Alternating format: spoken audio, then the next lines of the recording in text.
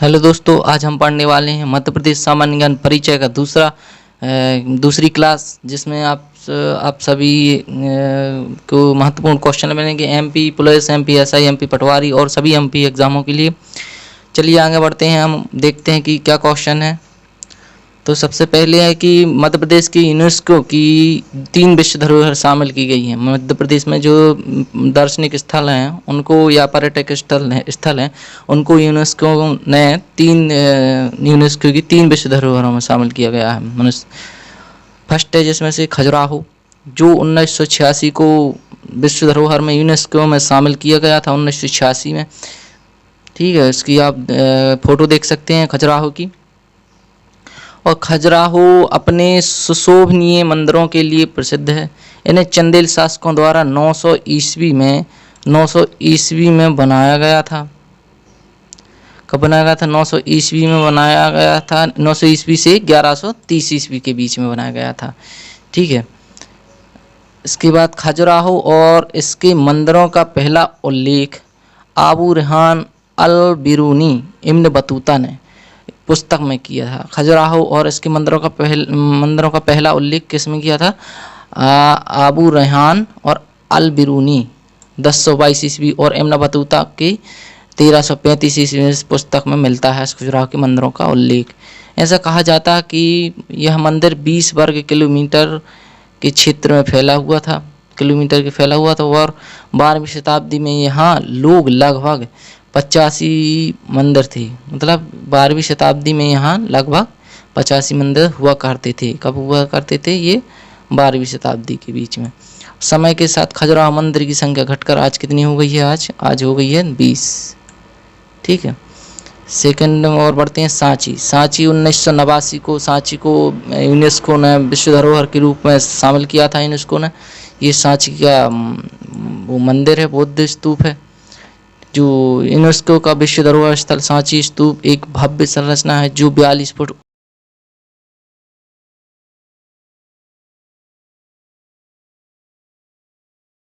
है। स्तूप का केंद्रीय कक्ष एक विशाल गोलार्ध गुम्बदनुमा है। ये ठीक है। इसके बाद अशोक ने पहला स्तूप बनवाया था और यहाँ कई स्तंभ बनाए थे। प्रसिद्ध अशोक स्तंभ मुकुट है।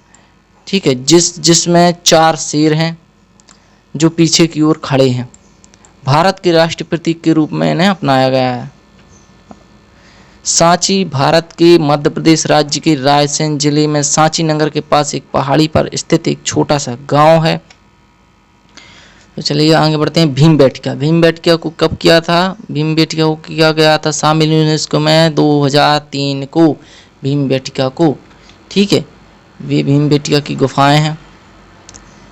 भीमबेटका भारत के मध्य प्रदेश प्रांत के रायसेन जिले में स्थित है। पुरापाषाणिक आवासीय पुरास्थल है और आदि मानव द्वारा बनाए गए शैल चित्रों और शैल शिलाओं के लिए प्रसिद्ध है।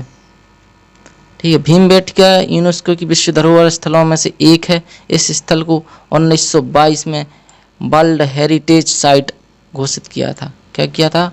वर्ल्ड हेरिटेज साइट घोषित किया था। भीमबेटका की गुफा मध्य प्रदेश भोपाल के दक्षिण पूर्व में स्थित 45 किलोमीटर में फैली हुई है। भीमबेटका की गुफा मध्य प्रदेश भोपाल के दक्षिण पूर्व में 45 किलोमीटर और मतलब दक्षिण पूर्व में भोपाल के 45 किलोमीटर दूर है और मध्य प्रदेश के रायसेन जिले से अब्दुल्लागंज शहर से 9 किलोमीटर दूरी पर विंध्य पर्वत की दक्षिण किनारे पर स्थित है भीमबेटका। चौथी है अपनी मांडू, जो प्रस्तावित है अभी यूनेस्को की विश्व धरोहर में शामिल होने के लिए। मांडू प्रस्तावित है मध्य प्रदेश से। मांडू अपने धार जिले में आती है और यहाँ पर बहुत हिंडोला महल जैसे, जहाज महल जैसे महल हैं। मांडू या मांडवगढ़ धार जिले के मांडा क्षेत्र में स्थित है, एक प्राचीन शहर है। ठीक है, यहाँ के दार्शनिक स्थलों जैसे जहाज महल, हिंडोला महल, शाही हमाम और वास्तुकला के उत्कृष्टतम उदाहरण आकर्षक नक्कीदार गुम्बद को देखने आते हैं लोग। ठीक है, जहाज महल यहाँ का जो जहाजुनुमा आकार के इस महल को 2 मानव निर्मित तालाबों के बीच बनाया गया है। जहाज महल को हिंडोला महल, टेढ़ी दीवारों के कारण इसे हम हिंडोला महल कहते हैं। किसके कारण? टेढ़ी दीवारों के कारण। और जहाज महल, जहाजनुमा आकृति होगी उसकी महल की, ठीक है। रानी रूपमती महल, इसी में मांडू में रानी रूपमती महल है। कहा जाता है कि रानी रूपमती हैं जो हिंदू गायिका थी, और रानी रूपमती पर मालवा की अफगान सुल्तान बाज बहादुर खान 1556 से 1562 ईस्वी के समय आकर्षित हो गए और वह रूपमती से विवाह कर लिया, और उन्होंने रूपमती से विवाह कर लिया। रानी रूपमती नर्मदा दर्शन के उपरांत भोजन करती थी, इसलिए उन्होंने रानी रूपमती महल का निर्माण कराया, ठीक है, मांडू में। इसके बाद हम पढ़ने वाले हैं मध्य प्रदेश के अंतर्वर्ती जिले, जो अंदर की मतलब जो किसी भी अन्य राज्य से वो नहीं है, संपर्क नहीं रखते हैं, वो उनको देखते हैं। तो फर्स्ट अपना उत्तर से दक्षिण की ओर मध्य प्रदेश की लंबाई 605 किलोमीटर और राज्य की चौड़ाई 870 किलोमीटर पूर्व से पश्चिम। तो 18 राज्य अंतर्वर्ती राज्य कौन कौन से हैं? सबसे पहले है ग्वालियर, ठीक है, ये ग्वालियर हो गया। इसके बाद है अपना उमरिया हो गया। इसके बाद है कटनी, इसके बाद है मंडला, इसके बाद है दमोह, इसके बाद है जबलपुर, इसके बाद है नरसिंहपुर, और ऐसे ऐसे करके विदिशा, रायसेन, होशंगाबाद, भोपाल, सीहोर, हरदा, शाजापुर, देवास, उज्जैन, इंदौर और ये धार, ठीक है ना। ये 18 कुल मिला के 18 राज्य हैं, ठीक है। क्षेत्रफल है इसका, मध्य प्रदेश का क्षेत्रफल कुल कितना है? 3,08,252 वर्ग किलोमीटर। और जो भारत के क्षेत्रफल से कितना है? 9.38%, ठीक है ना। इसके बाद देखते हैं मध्य प्रदेश की कुछ विशिष्ट राजधानियाँ देखते हैं। मध्य प्रदेश की ग्रीष्मकालीन राजधानी कौन सी है? ये फर्स्ट ग्रीष्मकालीन राजधानी कौन सी है? वो है अपनी पचमढ़ी है, ठीक है। और मध्य प्रदेश की से व्यावसायिक राजधानी कौन सी है? व्यावसायिक राजधानी इंदौर है।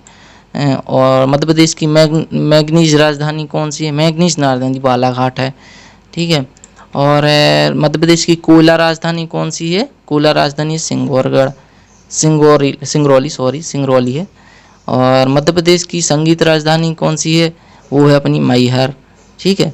और मध्य प्रदेश की ऊर्जा राजधानी कौन सी है?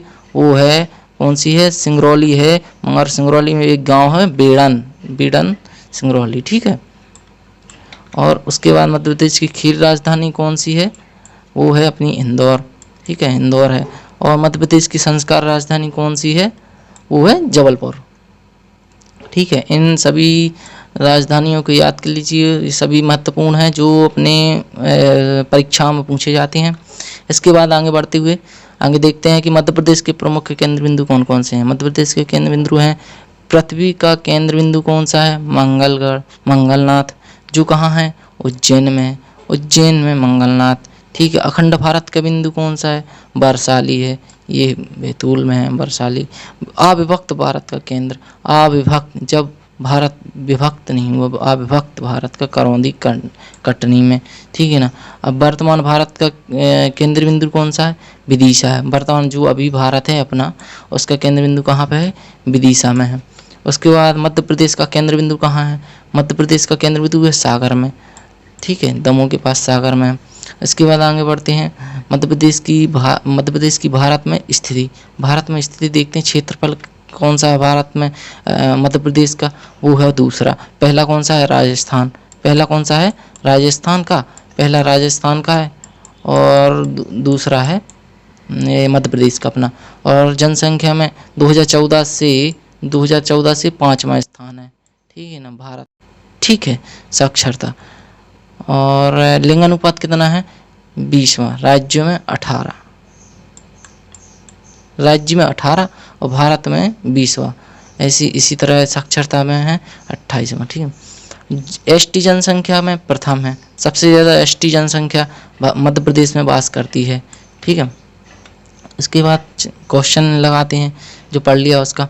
तो खजुराहो मंदिर का निर्माण किसने कराया था? किसने कराया था भैया बताओ। खजुराहो मंदिर किसने कराया था? चंदेल शासकों ने। किसने? चंदेल शासकों ने। और सेकंड क्वेश्चन है, खजुराहो मंदिर कब बना था? कब बना था खजुराहो मंदिर? कब बना था खजुराहो मंदिर? 19 ईस्वी से 1130 ईस्वी के बीच। तीसरा क्वेश्चन है, सांची के स्तूप को कब यूनेस्को ने जोड़ा गया था? कब जोड़ा गया था सांची के स्तूप को? सांची के स्तूप को जोड़ा गया था 1989 को। चौथा क्वेश्चन है, भीमबेटका को यूनेस्को विश्व धरोहर में कब जोड़ा गया था? कब जोड़ा गया था? वो जोड़ा गया था 2003 में, 2003 में। ठीक है। उसके बाद सांची का स्तूप किसने बनवाया था? किसने बनवाया था सांची का स्तूप? वो बनवाया था सम्राट अशोक ने। सम्राट अशोक ने सांची का स्तूप बनवाया था। मध्य प्रदेश का केंद्र बिंदु कौन सा है? चलिए बताइए। मध्य प्रदेश का केंद्र बिंदु है सागर। ठीक है। इसके बाद क्वेश्चन सातवां क्वेश्चन है, मध्य प्रदेश की कोयला राजधानी कौन सी है? बताइए। कोयला राजधानी है सिंगरौली। सिंगरौली कोयला राजधानी है। मध्य प्रदेश की संगीत राजधानी कौन सी है? संगीत राजधानी बताइए। संगीत राजधानी है मैहर। संगीत राजधानी मैहर है। ठीक है। मध्य प्रदेश की ऊर्जा राजधानी कौन सी है? ऊर्जा राजधानी है अपनी बेड़न। बेड़न सिंगरौली में है जो। मध्य प्रदेश एसटी जनसंख्या में कौन सा स्थान है? कौन सा स्थान है? प्रथम स्थान है जनसंख्या में। मध्य प्रदेश में एसटी की जनसंख्या प्रथम स्थान पे है, सबसे ज़्यादा है। Thanks for watching this video. दोस्तों, अगर वीडियो पसंद आए तो लाइक करें, शेयर करें और कमेंट करें, और प्लीज़ हमारे चैनल को सब्सक्राइब करें। हमारा चैनल आरजी ऑनलाइन क्लासेस है। ऐसी अच्छी वीडियो आपको हर दिन मिलेंगी जो मध्य प्रदेश की सभी एग्ज़ामों के लिए बहुत महत्वपूर्ण है। थैंक यू दोस्तों।